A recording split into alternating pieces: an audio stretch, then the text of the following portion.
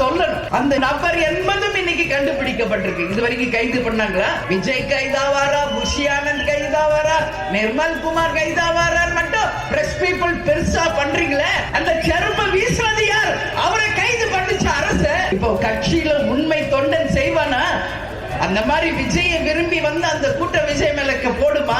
Local rowdies தான் இத பண்ணிருக்காங்க. இதுல மாற்று கருத்தே கிடையாது. இந்த ரவுடிகளை இயக்குகின்ற ஒரு மந்திரி, 10 ரூபாய் மந்திரி இருக்கார் ஒருத்தராங்க. விஜய் செஞ்ச தப்பு சொல்லுவா, தமிழக அரசு செஞ்ச தப்பு சொல்லுவா.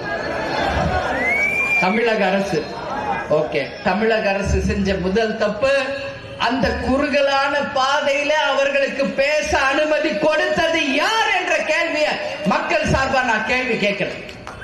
100 அடி சாலையில பாதி சாலை பஸ் அவரது 60 அடி 40 அடி தான் இருக்கு. அது முதல் தவறு.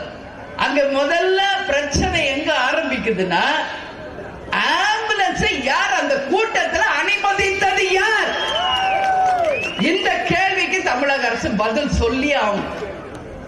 அந்த ஆம்புலன்ஸ் உள்ள வரும்போது மக்கள் மத்தியில இட நெருக்கடி ஆகுது, நெரிச்சல் உண்டாகுது, ஒருத்தர் மேல ஒருத்தர் விழுகிற நிலைமை உருவாகுது. அடுத்தது 3வது பிரச்சனை பார்த்தோம்னா, ஃபர்ஸ்ட் ஒரு ஆம்புலன்ஸ், அடுத்து ஒரு ஆம்புலன்ஸ் போகுது. விஜய் பேசிக்கிட்டு இருக்காரு மேல. யார் விஜய் மேல செருப்பு கல்லு வீசினது? யார் யார் வீசினா? இதற்கு கட்டாயம் அரசு பதில் சொல்லணும். இன்னைக்கு சிசிடிவி ஃபுட்டேஜ் எல்லா இடத்துலயும் சுத்துது. அந்த யார் நபர் என்பதும் இன்னைக்கு கண்டுபிடிக்கப்பட்டிருக்கு. இதுவரைக்கும் கைது பண்ணாங்களா? விஜய் கைதாவாரா, புஷி ஆனந்த் கைதாவாரா, நிர்மல் குமார் கைதாவாரா மட்டும் பிரஸ் பீப்புள் பெருசா பண்றீங்களே, அந்த செருப்பு வீசுறது யார்? அவரை கைது பண்ணிச்சு அரசு. அது ஏன் யாரும் போட மாட்டேங்கிறீங்க? ஏன் போட மாட்டேங்கிறீங்க? யார் போட்டது செருப்பு? யார் கல்லு எரிஞ்சா? யார் செஞ்சா? இப்போ கட்சியில உண்மை தொண்டன் செய்வானா? அந்த மாதிரி விஜய விரும்பி வந்து அந்த கூட்ட விஜய் மேலக்க போடுமா? அப்ப செய்தது யார்? லோக்கல் ரவுடிஸ் தான் இத பண்ணிருக்காங்க. இதுல மாற்று கருத்தே கிடையாது. அந்த ரவுடிகளை இயக்குகின்ற ஒரு அந்த யாரு மந்திரி, 10 ரூபாய் மந்திரி இருக்கார் ஒருத்தராங்க. புரியுதா? நான் எப்ப போனாலும் விஜய் பாட்டா பாடிட்டு போயிட்டாரு, நான் வசனமா பேசிட்டு தான் வந்திருக்கேன் இது வரைக்கும். இன்னைக்கு தமிழ்நாடுல எல்லா இடத்துக்கு தான் போனாரு. கரூருக்கு வர்றப்ப மட்டும் ஏன் பிரச்சனை? என்ன பிரச்சனை? நான் சொல்றேன், பக்கா பிளான், பக்கா ஸ்கெட்ச் போட்டு தூக்கிருக்காங்க. இதான் உண்மை.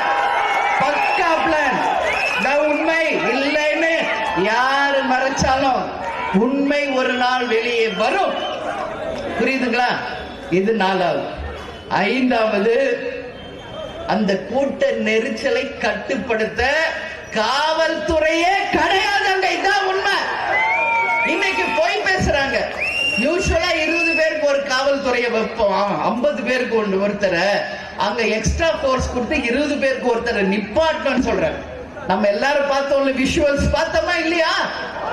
அந்த நம்ம வந்து ட்ரோன் ஷாட்ஸ் காமிக்கிறாங்க. எங்கேயாவது காவல்துறை பிரவுன் ட்ரெஸ் போட்டு நிக்கிறாங்களா? சொல்லுங்க.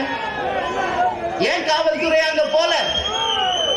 இன்னைக்கு ஆட்சியாளர்கள் வர்றாங்கன்னா திருச்சியில இருந்து கரூர் வரைக்கும் ஒரு 10,000 போலீஸ் ரோட்ல நிப்பாட்டுறீங்க. ஒத்த ஆள் வர்றதுக்கு 10,000 போலீஸ் ரோட்ல நிக்கிறாங்க. நான் பார்த்தேன் அன்னைக்கு.